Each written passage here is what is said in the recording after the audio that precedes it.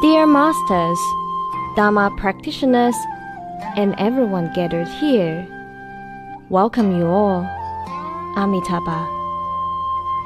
Today, I would like to give a special Dharma talk entitled Passing Through 5 Barriers and Enlightening 6 Generals to Gain Bodhi. So-called Passing Through 5 Barriers means we will discuss 5 essential topics, highly summarized and abstracted from the Shurangama Sutra. The topics are from simple to abstract and are closely related, while enlightening 6 generals means 6 of our false perceptions will be eradicated one by one. When 6 topics, with the last one separated from the content of the previous 5, in order to make further explanation, are expounded. To gain Bodhi means once you understand the truth, you will be enlightened and accomplished in the moment. This enlightenment is called understanding the mind and seeing the nature. You will see the true face of all things. Confused in 5 desires and 6 dust, all beings have hence lost the wonderful use of innumerable merits of the nature of their true mind.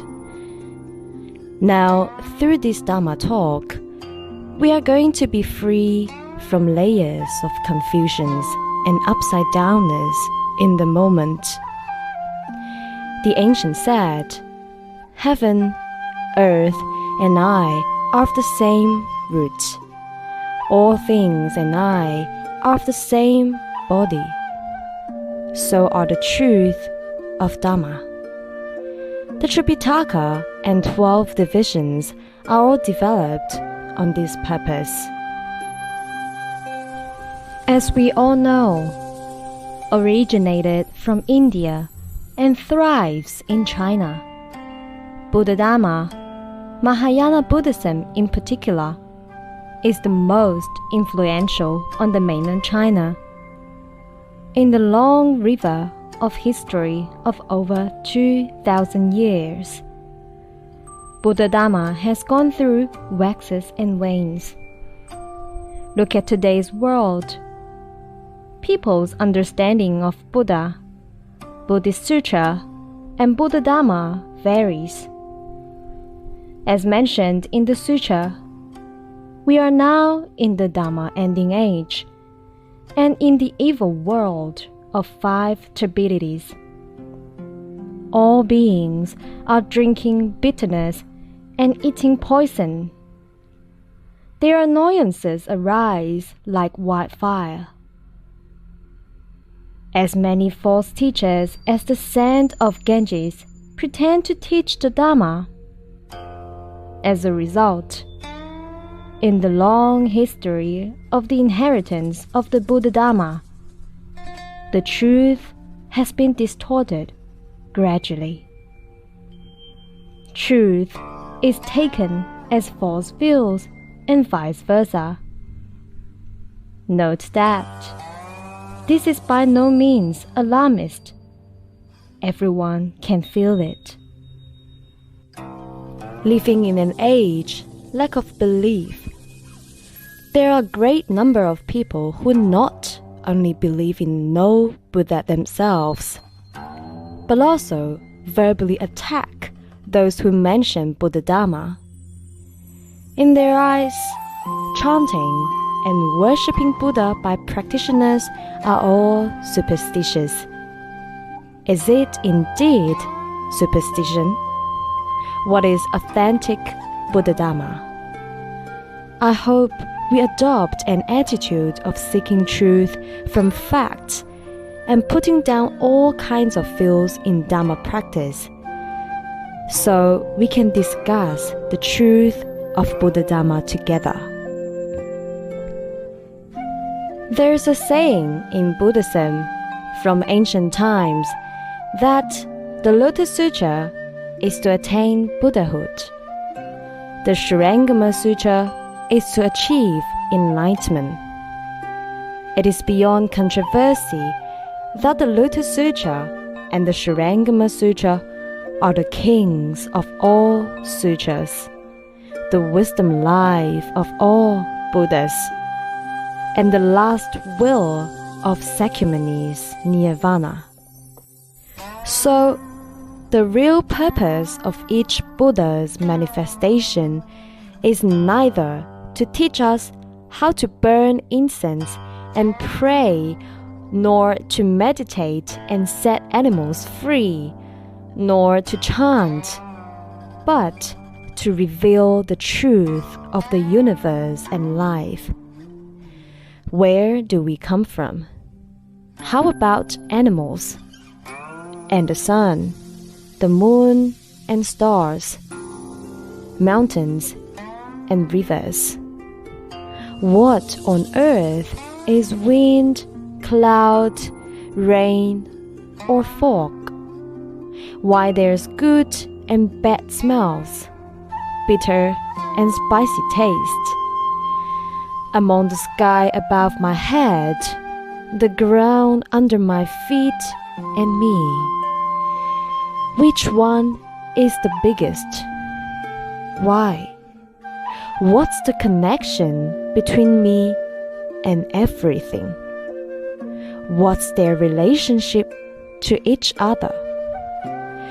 How many Buddhas, people, dogs, mud, trees, wind, and drops of rain are there throughout the cosmos? Pay attention here. These questions seem very simple, right? Actually, they are the hardest, so hard that they are still beyond the reach of our understanding, regardless the numerous incredible inventions people made with science and advanced high-tech achievements of various kinds. So hard that they are, and they will be far beyond us. Because the so-called exploration in science is always produced by the false mind. This is the root of samsara. We will talk about it later. The falseness continues to arise without respite. Without respite means ceaseless. It piles up one after another.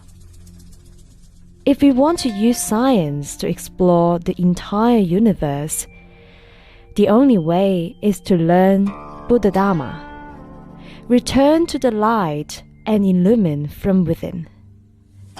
Meanwhile, these questions are the easiest, so easy that they can be simplified to just one sentence, one word, one dot. A drop of water, a piece of cloud, and a grain of dust are of the same body as Buddha. No one is not the other. Only because it is too simple, we neglected it and caused all sufferings today. To solve these questions is the original intention of all Buddha's manifestation, namely, to enable all beings to acquire a true understanding of our entire surroundings, including personnel, social, and natural environment. To make it short, Buddha Dharma is about science and philosophy. But it is the science beyond science, philosophy beyond philosophy. All in all, it is just about a truth. A thus have I heard, and Amitabha. Thus is A in Amitabha. Have, me, I, ta, and heard, ba, Buddha. thus have I heard is Amitabha. If you get the meaning of thus have I heard, everything will be achieved and you won't achieve if not. Before you understand the reality in one vehicle Dhamma, frankly speaking, except this wonderful Dhamma, all the other innumerable sutras are just Buddha's expedient means, which are neither complete, nor ultimate, nor true. Maybe you have many doubts. Please don't worry and listen patiently.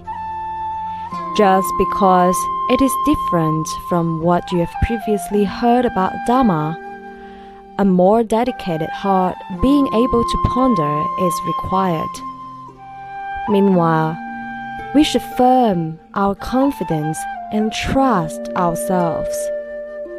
Without huge merits, you won't be sitting here today learning this best ever Dhamma gate. If you give up halfway, that will be your greatest ever regret and loss. We should treasure such an opportunity. The practice of these Dhamma gates, which are neither complete, nor ultimate, nor true, enables us to acquire blessings of humans or celestial beings, or certify arhats nirvana at most. Accumulating blessings is just like shooting an arrow up to the sky, which will fall in the end. So-called arhats nirvana is not real nirvana and Buddhahood. Nirvana is neither birth nor death. So the Dhamma gates we usually see, such as burning incense, worshipping Buddha, praying, chanting, meditating, setting animals free, etc., are not the fundamental purpose of Buddha Dhamma. While practicing the true Dhamma, or various names of one concept, like ultimate teaching, one vehicle, reality, perfect teaching, or definitive teaching, will be free from all the worries of birth and death, merit and virtue, which will never be exhausted in our many lifetimes. However, for the person who is enlightened, the various good deeds he does, including above-mentioned chanting and meditating and so on, are all merits and virtues. There is a fundamental difference here. With what I said, you don't have to worry anymore, because I resolved to let those non-Buddhists be able to believe Buddha here today, and he can certify that he is enlightened in the moment. You will find yourself in an entire new world and obtain all of a sudden a complete understanding of perfect teaching. Some of you may even determine to strive to the end preaching this truth from today. Confucius said, having heard the Tao in the morning, one can die in the evening. Seeking the truth, practicing the truth, and preaching the truth, these are the highest pursuit. Considering the fact that some of you believe in no Buddhism, and most of you are still in the stage of superstition, so today's teaching will be divided into 2 steps. The first step, more like wiping out religious illiteracy, is called elimination of religious illiteracy on Buddhism. which will help us to have a general idea about the basic of Buddha Dharma.